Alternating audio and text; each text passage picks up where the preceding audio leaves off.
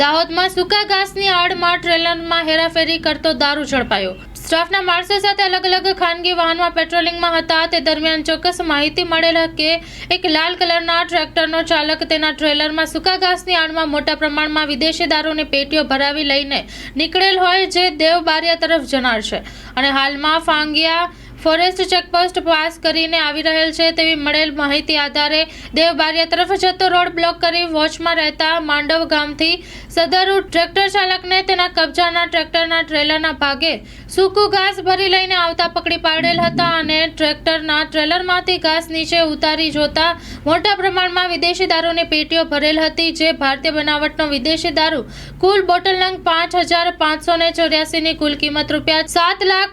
₹7,60,320 નો prohibition મુદ્દામાલ તથા આરોપીના કબજાનું tractor તથા મોબાઈલ મળી કુલ કિંમત ₹10,15,320 ના મુદ્દામાલ કબજે કરાયો છે અને સાથે આરોપીને ઝડપી પાડીને પ્રોહિબિશનનો ઘરનાપાત્ર કેસ શોધી કઢાયો છે